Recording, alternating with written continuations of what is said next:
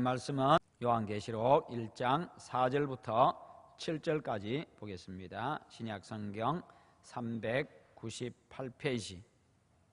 우리 다 함께 봉독합니다. 요한은 아시아에 있는 7 교회에 편지하노니 이제도 계시고 전에도 계셨고 장차 오실 이와 그의 보좌 앞에 있는 7 영과 또 충성된 증인으로 죽은 자들 가운데에서 먼저 나시고 땅의 임금들의 머리가 되신 예수 그리스도로 말미암은 은혜와 평강이 너희에게 있기를 원하노라. 우리를 사랑하사 그의 피로 우리 죄에서 우리를 해방하시고 그의 아버지 하나님을 위하여 우리를 나라와 제사장으로 삼으신 그에게 영광과 능력이 세세토록 있기를 원하노라. 아멘.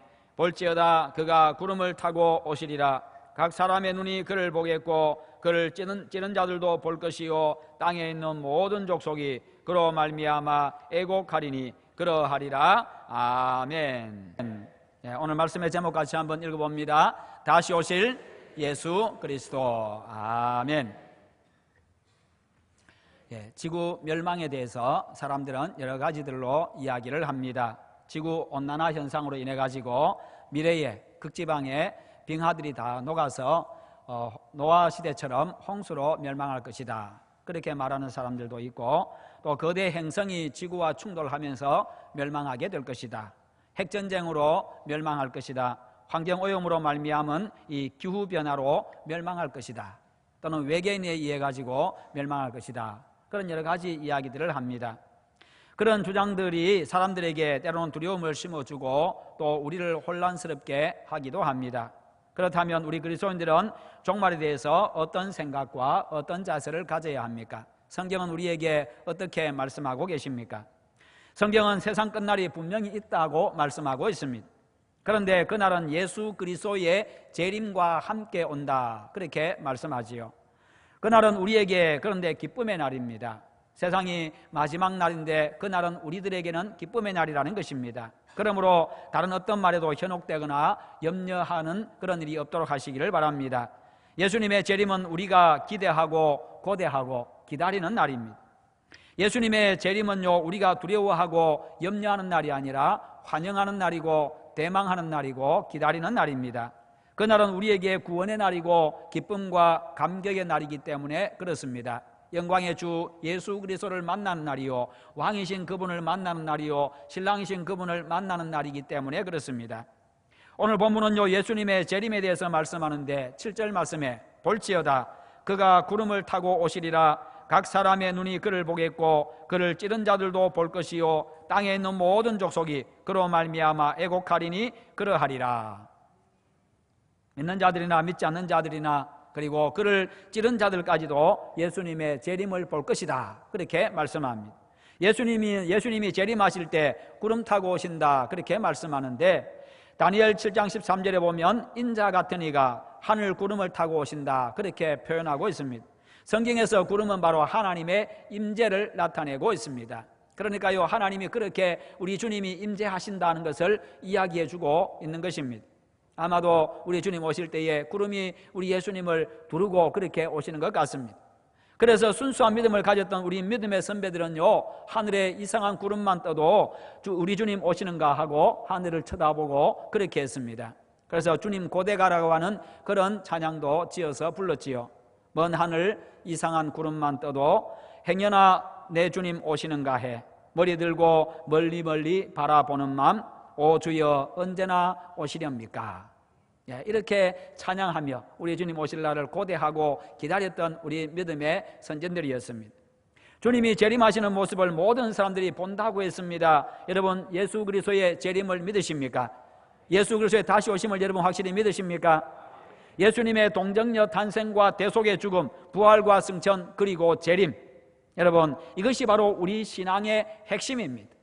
우리 하나님께서 우리 인간을 회복시켜 주시기 위해서, 원래 인간의 상태를 회복시켜 주시기 위해서 하나님과의 관계를 회복시켜 주시고, 원래 인간의 그 즐거움과 행복과 완전한 인간의 모습을 회복시켜 주시기 위해서 독생자 예수 그리스도, 인류의 유일한 구원자 예수 그리스도를 이 땅에 보내주셨습니다. 그분은 이 땅에 처음으로 오실 때에 죽기 위해서 오셨습니다. 바로 나를 위해서 십자가에서 내 대신 죽기 위해서 이 땅에 오셨고, 그분은 거기서 십자가에서 대속의 죽음을 죽으셨습니다. 그래서 그분을 믿는 자들마다 예수 그리스도의 보혈로 인해서 죄가 씻어지고, 그런데 그분은 죽음의 권세를 이기고 3일 만에 다시 사셨습니다. 뿐만 아니라 그분은 40일 만에 승천하셨고, 그리고 승천하신 그 예수님은 다시 오신다고 말씀하셨습니다. 우리 주님의 약속입니다. 성경에서 분명히 밝히고 있는 내용입니다. 여러분, 우리의 믿음은 바로 예수 그리스도의 대속의 죽음으로부터 시작해서 예수 그리스도의 재림까지, 바로 거기에까지 나아가야 합니다. 이게 바로 우리의 온전한 믿음입니다. 그런데 예수님을 믿는다고 하는 사람들 가운데서도 예수님의 재림을 믿지 못하는 사람들이 있습니다. 어떤 사람은 부활을 믿지 못하고, 어떤 사람들은 예수님의 재림을 믿지 못하고, 그것은 예수님을 믿지 않는 것입니다. 잘못된 신앙입니다. 온전한 신앙이 아닙니다. 그리고 세대주의적 종말론자들이 종말론을 주장하는 그런 이단들도 있습니다. 그들은 예수님이 언제 오시는가 그 날짜를 정해놓고 그렇게 기다리고 사람들을 미혹합니다. 그러다가 예수님이 안 오시니까 어떻게 합니까? 예수님이 공중재림했다, 그래서 아무도 못 봤다라고 이야기를 합니다. 거기다가 또 어떤 사람들은요, 예수님이 영으로 재림했다, 영으로 재림했기 때문에 아무도 못 봤고, 그렇게 이야기하고, 그리고 영으로 재림하신 그분이 나에게 임했다, 그래서 내가 바로 구원자다, 내가 그리스도다, 그렇게 주장하는 사기꾼들도 있습니다. 그런데 사람들이 거기에 많이 미혹된다는 것입니다. 왜요? 성경에 대해서, 예수 그리스도의 재림에 대해서 분명하게 우리가 알지 못하고 믿지 못하면요, 바로 거기에 미혹이 되어지는 겁니다. 여러분, 성경 어디에도 영적 재림을 말하지 않습니다. 그냥 공중에 잠깐 오셨다가 그냥 다시 가시는 그런 예수님 말씀하시지 않습니다. 여러분, 그런 것에 전혀 미혹되지 마십시오. 사도행전 1장 11절의 말씀 보면요, 예수는 하늘로 가심을 본 그대로 오시리라. 하늘로 가심을 본 그대로 오시리라. 예수님의 재림을 분명하게 이야기하고 있고, 하늘로 가심을 본 그대로 오신다, 우리의 눈으로, 육의 눈으로 볼 수 있도록 오신다고 말씀하고 있습니다. 예요, 사람들이 예수님이 승천하시는 모습을 눈으로 봤거든요. 그래서 예수님의 재림은 영적 재림이 아니라 육적인 재림입니다. 또한 믿음의 눈으로만 볼 수 있다고 그렇게 말하는 사람들도 있습니다. 그러나 성경은 그것을 정면으로 부정합니다. 믿음의 눈이 있어야 예수님의 재림을 볼 수 있다, 그게 아니라는 것입니다. 오늘 말씀해 보니까 그를 찌른 자도 볼 것이요, 그를 찌른 자도 볼 것이요, 예수님을 죽인 자도 그를 볼 것이다, 그렇게 말씀합니다. 그러니까 누구든지 다 볼 수 있도록, 믿음이 있는 자든지 없는 자든지, 예수 믿는 자든지 믿지 않는 자든지 다 볼 수 있도록 주님 오신다는 것입니다. 그리고 예수께서 육체로 재림하신다면 어느 특정 지역에 임하실 텐데, 그럼에도 불구하고 모든 사람들이 동시에 볼 수 있다, 그렇게 말씀합니다. 우리가 이해할 수 없는 모습이지, 이해가 되지 않지만 그와 같은 고민도 마태복음 24장 27절이 해결을 해줍니다. 번개가 동편에서 나서 서편까지 번쩍임 같이 인자의 임함도 그러하리라. 재림의 주님은 대속 제물로 오신 연약한 인간이 아닌 심판주로서 오십니다. 왕으로서 오십니다. 세상을 다스리시는 하나님으로 오십니다. 즉 시공의 제한을 받지 않는 그런 분이라는 말씀입니다. 처음 오실 때는 인간의 몸을 입고 이 땅에 오셨습니다. 그랬기에 시간과 공간의 제약을 받으신 분이십니다. 그 예수님은 갈릴리에 계실 뿐만 아니라 사마리아도 계시고 그럴 수가 없었습니다. 육체로 계셨기 때문에. 그러나 심판주로 오시는 우리 왕이신 예수 그리스도는요, 어디에나 계시는 우리 주님이십니다. 시간과 공간을 만드신 분이시기 때문에 그것에 지배를 받는 분이 아닙니다. 여러분들은 시간과 공간의 제한을 받습니다. 여러분이 지금 이곳에 예배 자리에 이곳에 있음과 동시에 여러분은 동시에 집에 있을 수가 없습니다. 여수에 있음과 동시에 저기 광주에 가 있을 수가 없습니다. 왜요? 시간과 공간 안에서 우리가 살아가기 때문에. 그러나 하나님은 시간과 공간을 초월하시는 분이십니다. 시간과 공간 자체를 그냥 한눈에 다 보고 계시고, 우리는 요 하루하루를 우리가 그렇게 지나가는 모습으로 내 현재의 모습만 볼 수 있지만, 그러나 하나님은 전체를, 인류 역사 전체를 한눈에 보고 계십니다. 하나님께는 낮과 밤이 없다는 것입니다. 그냥 한눈에 보고 계시는 거지.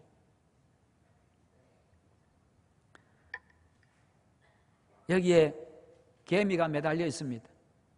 개미가 매달려 있으면요, 개미는 여기서부터 돌아가지고 위에서부터 돌아서 밑에까지 가고 이렇게 합니다. 그러면요, 자기는 위에 있음과 동시에 밑에 있을 수 없습니다. 그런데 개미는 그것밖에 못 보고 살아갑니다.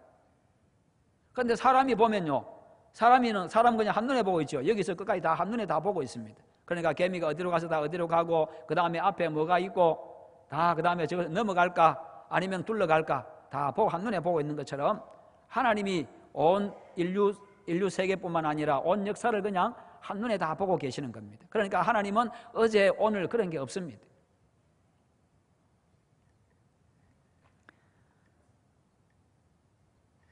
그러기에 우리의 생각에는 이해가 되지 않지만 주님은요, 모든 사람들이 동시에 볼 수 있게 오신다고 말씀하고 있습니다. 사도 바울이 지적한 대로 부활하사 변화하신 신령한 몸으로 하나님이신 영이신 그 모습으로 우리 하나님은 하나님이시기 때문에 그렇게 오시는 겁니다. 번개가 동편에서 나서 서쪽까지 번쩍임 같이 모든 사람이 볼 수 있도록 재림하신다는 것입니다.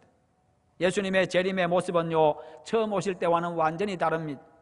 다시 오실 때는요, 구름을 타고 천군 천사들의 나팔 소리와 함께 영광 가운데서 세상을 심판하시는 심판주의 위엄을 가지고 아주 장엄하게 오신다는 것입니다. 왕으로서 장엄하게 오신다는 것입니다. 그때 어떤 일이 일어난다고 말씀합니까? 땅에 있는 모든 족속이 그를 인하여 애곡하리니. 예수님의 재림 때 땅에 있는 모든 족속들이 그 재림으로 인하여서 슬피 통곡한다는 것입니다. 왜 그들이 통곡합니까? 그날이 오면 그들에게는 심판이 내려질 것이기 때문입니다. 수없이 주어졌던 회개의 기회를 외면했기 때문에, 수없이 주어졌던 그 믿음의 기회를 외면했기 때문에, 예수님을 영접할 기회를 외면했고 거절했기 때문에 그들은 후회하며 슬피 울 수밖에 없게 되는 겁니다. 주님의 재림 앞에 어떤 사람은 기뻐하고 춤을 추는가 하면 어떤 사람은 통곡합니다. 후회하고 땅을 치게 됩니다. 무엇이 그것을 결정합니까? 무엇이 영생과 영벌을 결정합니까? 바로 예수 그리스도에 대한 믿음입니다. 예수 그리스도가 하나님의 아들이요, 예수 그리스도가 나의 유일한 구원자임을 믿는 그 믿음 위에 굳게 서시기를 축원합니다. 우리 주님 나오실 때 그것으로 다 판정하십니다. 그래서 주님의 재림이 기다려지고 기대와 소망이 되고 기쁨과 감동과 잔치의 날, 축제의 날이 되시기를 축원합니다. 성도 여러분, 예수 그리스도께서는 우리가 전혀 생각지 못했던 때, 전혀 예기치 못했던 바로 그때에 호련히 오십니다. 또 다른 성경에서는요, 도적같이 오신다 그렇게 말씀합니다. 도둑같이 오신다. 혹시 도둑 맞아보신 분 계십니까? 저는 도둑 맞아본 적이 딱 한 번 있습니다. 특별 새벽기도 기간에 여기서가 아닙니다. 여기서가 아니고 특별 새벽기도 기간에 집에 도둑이 들어왔어요. 들어와가지고 집에 있던 예물 반지고 뭐가 다 그냥 훔쳐가 버렸습니다. 제가 만약에 도둑이 내가 내일 새벽 특세기간 첫날 새벽에 내가 당신 집에 갈 테니까 가겠다라고 이야기했으면 제가 도둑 맞았겠습니까? 안 맞았겠습니까? 도둑은 절대로 그렇게 오지 않습니다. 예고하고 오지 않습니다. 새벽기도 마치고 가니까 집에 난리가 났습니다. 침대도 다 엎어놓고 그 밑에 뭐가 있는가 싶어가지고 지갑에 있던 카드는 다 그냥 흩어놨고 제가 가지던 공금도 수십만 원 가져가 버리고 그냥 돈만 다 가져갔어요. 반지하고 돈 되는 것만. 자, 그런데요, 바로 이와 같이 주님이 오시는 것도 아무도 알지 못하는 그때에, 예기치 않은 그때에 주님이 오신다 그렇게 말씀합니다. 그래서 중요한 것은 깨어서 준비하는 게 중요하다는 것입니다. 그 준비가 무엇입니까? 바로 믿음의 준비입니다. 예수 그리스도를 믿는 믿음으로 우리가 살아가고 하나님의 말씀에 의지해서 우리가 살아가고 그리고 다시 오실 주님을 기다리면서 그 기쁨의 날, 우리에게는 잔치날을 기다리면서 그렇게 살아가는 겁니다. 여러분, 요즘에는 또 결혼식 한다고 하면요, 당사자들 외에는 그다지 그렇게 이 감동을 느끼지를 못합니다. 그러나 옛날 잔치들은 보면요, 그렇지 않았습니다. 옛날에 시골 잔치들을 보면은 구식으로 잔치할 때에, 시골 동네 잔치할 때는 그러지 않아서 동네 잔치가 되어집니다.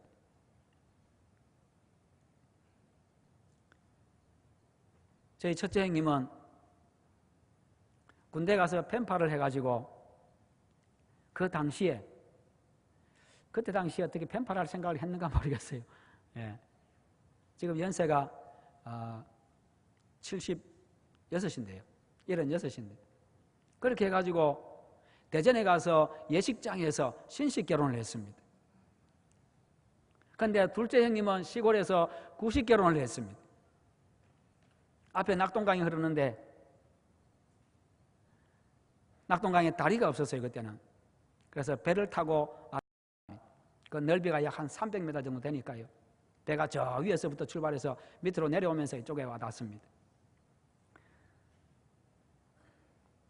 새색시가 올 때는 가마를 타고 옵니다. 가마 타고 오는 그 시간을 알지 못하니까 아이들이 강가에 나가가지고 새색시 구경하려고 동네 아이들이 전부 다 강가에 가서 기다립니다. 그러면서 돌 가지고 수제비 따먹기 하면서 그렇게 한참을 기다리고 있으면, 그래서 이제 배가 이제 쭉 오면은 거기서부터 따라서 줄지어서 쭉 그렇게 갑니다. 그 전부터 이미 동네는 잔치 준비 다 해놓고 음식 준비하고요, 그렇게 해가지고 있습니다. 온 동네 잔치가 되어집니다. 이와 같이 우리 주님 다시 오시는 그때는 바로 잔치와 같은 날, 우리에게는 바로 그와 같은 날입니다. 모두가 함께 기뻐하고 즐거워하는 날. 그런데요, 그때는 아무도 모른다. 오늘일 수도 있고 내일일 수도 있다. 밤일 수도 있고 낮일 수도 있고, 내가 살아있을 때일 수도 있고 내가 죽고 난 이후일 수도 있고, 그러기에 지금이 바로 구원의 은혜를 받을 기회라는 것입니다. 바로 지금이라는 것입니다. 왜요? 우리는 오늘과 내일을 알지 못합니다. 지금 내가 숨쉬고 있습니다. 지금 내가 눈 뜨고 있습니다. 지금 내가 말하고 있습니다. 그러나 한순간에 저는 갈 수 있습니다. 누구든지 다 그렇습니다.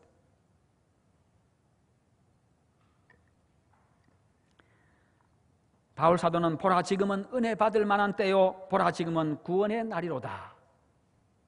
나중에 생활이 좀 나아지면, 바쁜 일 좀 끝나고 나면, 열심히 준비해가지고 내가 취직하고 내 자리 좀 잡고 나면, 그때가 아니라 지금이라는 것입니다. 지금이 바로 내가 예수 믿을 때요, 지금이 바로 은혜 받을 만한 때, 은혜 받을 때요, 지금이 하나님께 나아갈 때라는 것입니다. 지금이 영원한 웃음이냐 영원한 애곡이냐를 결정하는 급박한 시점임을 말씀합니다. 성도 여러분, 부활 승천하신 예수님은 약속대로 반드시 다시 오십니다. 그러기에 지금 우리에게 중요한 것은 재림의 주님을 믿는 것입니다. 우리가 재림의 주를 믿는 근거는요, 성경이 그것을 말씀하고 있기 때문입니다.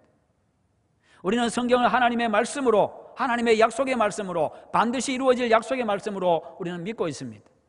그러므로 성경에서 말씀하고 있는 다시 오실 예수님을 우리는 믿어야 하는 것입니다.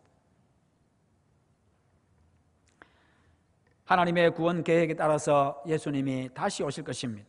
마지막 때 예수님은 하나님의 사람들을 교회로 모으실 것입니다. 그리고 그때 교회의 역할은 예수님의 순결한 신부가 되어서 재림의 때에 그분을 만날 준비를 하고 있는 것입니다. 교회는 주님의 거룩한 신부입니다. 그것을 성경은 혼인잔치로 설명하고 있는데요, 성경이 예수님과 교회와의 관계를 신랑과 신부의 관계로 그렇게 말씀하십니다. 성경은 다시 오실 예수님을 신부를 맞으러 오는 신랑에 비유하고 있는데, 요한은 계시록 19장 7절부터 9절에서 이렇게 말씀합니다.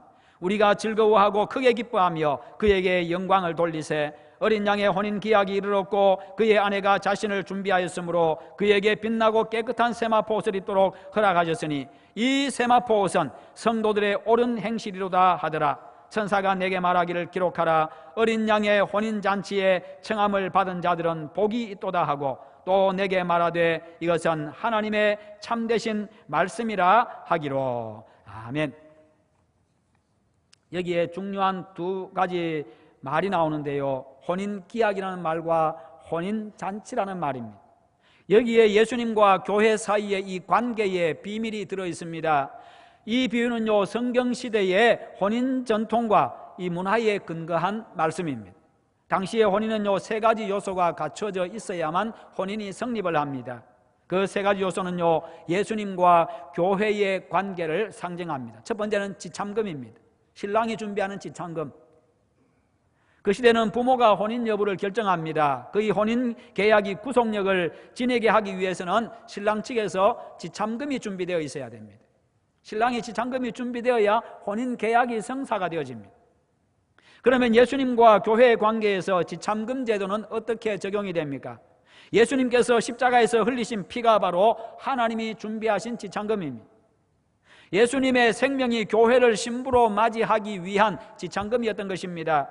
바울은 에베소서 5장 25절에서 남편들에게 말합니다. 아내를 어떻게 사랑하라고요? 내 자신과 같이 사랑하라. 교회가 예수께서, 그리스도께서 교회를 사랑하신 것 같이 아내를 사랑하라, 그렇게 말씀하지요. 이와 같이 예수님은 교회를 신부로 보십니다. 그리고 당신의 피값으로 그 신부를 맞이하기 위해서 지참금을 대신하셨습니다. 두 번째는 약혼식입니다. 지참금이 준비가 되어지면 그 다음에 약혼식을 합니다. 그 당시에는 혼나기 훨씬 전에 약혼식을 하는데요, 약혼식이 끝나면 신랑과 신부는 각자의 집으로 돌아갑니다. 그 이후에 신랑은 신부를 위해서 거처를 마련하기를 시작합니다. 함께 살 집을 마련합니다. 이 약혼 예식이 예수님과 신부인 교회의 관계를 상징합니다. 요한복음 14장 2절에 보면 내가 너희를 위하여 처소를 예비하러 간다. 너희들이 거처할 곳을 내가 예비하러 간다, 준비하러 간다, 그렇게 예수님 말씀하시죠. 따라서 주님이 이 땅에 첫 번째 오신 시간으로부터 재림까지에 이르는 모든 시간은 바로 약혼 기간과 같은 겁니다. 본문에 혼인 기약이 이르렀고라는 말이 이 말인데요, 이제 지참금도 주어졌고 약혼식도 치렀고 거처도 준비가 되었습니다. 그러면 이제 남은 것은 무엇입니까? 혼인 예식입니다. 부부관계가 완성되기 위해서는 혼인 예식을 치러야 되는데 약혼한 이후에 그때까지 기다림이 필요하다는 거지요. 우리가 반드시 속히 될 일, 즉 예수 그리스도의 재림을 기다려야 되는 이유가 바로 여기에 있습니다. 예수님을 신랑으로 말씀하고 있고 교회를 신부로 말씀하고 있기 때문에 이제 지참금도 준비가 되어졌고 예수 그리스도의 피로서, 목숨으로서, 그리고 약혼식도 했습니다. 거처도 준비가 되었습니다. 이제 중요한 것은 이제 혼인 예식하는 날을 기다리는 기간이 바로 지금이라는 것입니다. 주님 재림하실 때까지의 기간. 신랑을 기다리는 신부는, 결혼 날을 기다리는 신부는 어떻게 준비합니까? 피부 관리도 하고 여러 가지 준비를 많이 합니다. 미래도 계획하고 어떻게 생활할 것인가 계획도 하고, 그리고 어떤 신부가 될 것인가 생각하면서 준비합니다. 마찬가지로 신랑 대신 주님을 기다리는 신부인 성도는요, 거룩한 신부로 신랑을 맞이할 수 있도록 준비해야 되는 것입니다. 그런데 그 기다리고 준비하는 시간은 기쁨의 날이고 기대가 되는 날이고 그런 날입니다. 설레이는 날입니다.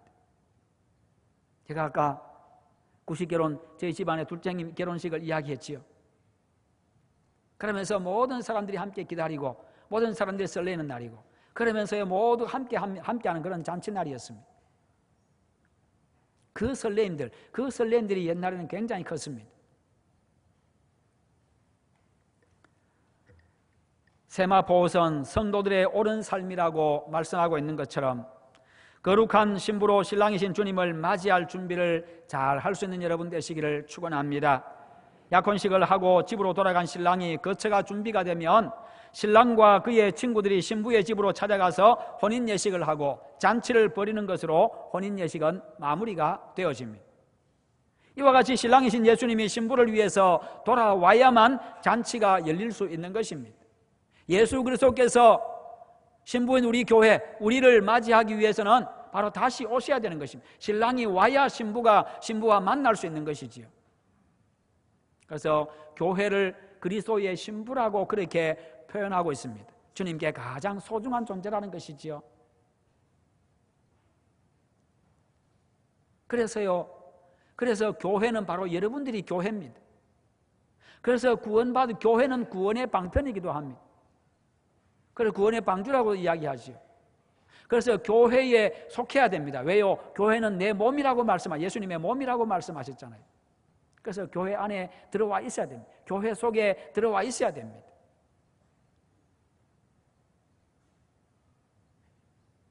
하나의 교회의 구성원이 되어 있어야 된다는 거죠. 여러분, 바로 이와 같은 모습이 교회를 향한 하나님의 계획이고, 이 계획에 따라서 예수님은 반드시 재림하십니다. 그날은 신랑과 신부가 만나서 결혼해서 하나 되는 잔치날입니다. 그러므로 예수님의 신부인 우리에게는 더할 수 없는 기쁨의 날인 것입니다. 믿음으로 그날을 대망하고 기다리며 살아가시기를 축원합니다. 정말 우리가 그날을 생각하면요, 가슴이 설레야 됩니다. 기다림이 정말 그날이 기다려져야 되고 그렇게 되셔야 됩니다. 예수 그리스도의 신부인 성도 여러분, 하나님의 구원 계획 가운데 이제 남은 것은 세상에 대한 심판입니다. 그것은 심판주 예수 그리스도의 다시 오심으로 이루어집니다. 부활 승천하시면서 다시 오시겠다고 약속하신 예수님은 반드시 다시 오실 것입니다. 이 세상에서의 삶이 때로는 힘들 것입니다. 고달플 것입니다. 아플 것입니다. 그러나 다시 오실 예수님을 대망하면서 여러분 기쁨으로 인내하며 승리하시기를 축원합니다. 여러분이 믿음을 지켜가는 것이 때로는 힘겨울 때도 있을 것입니다. 그러나 그럼에도 불구하고 그날을 기다리면서 기쁨으로 인내하시기를 바랍니다. 그리고 주님 오실 때까지 주님께서 승천하실 때 명하신 복음 전파의 사명을 잘 감당함으로 말미암아 우리들뿐만 아니라 한 생명이라도 더 우리 주님의 재림을 기쁨으로 대망하고 주님 다시 오실 때에 그날이 잔칫날이 되게 하는 그런 여러분들 다 되시기를 주님의 이름으로 축원합니다. 기도하겠습니다. 하나님 아버지 감사합니다. 오늘도 우리에게 말씀 주심을 감사합니다. 하나님 아버지, 우리가 예수 그리스도의 대속의 죽음과 예수 그리스도의 부활과 예수 그리스도의 승천과 예수 그리스도의 재림을 저희들이 믿습니다. 이 믿음 가운데 굳게 서게 하여 주시옵소서. 하나님 아버지, 이와 같은 내용들 가운데서 이와 같은 것들을 악용하여서 참으로 많은 사람들을 미혹하는 많은 이단들도 있습니다. 이와 같은 것들에 결코 미혹되지 아니하도록 하나님께서 우리 모든 성도를 지켜주시고 진리 위에 굳게 서게 하시옵소서. 감사합니다. 예수님의 이름으로 기도드리옵나이다. 아멘. 179장 다 함께 찬송하겠습니다.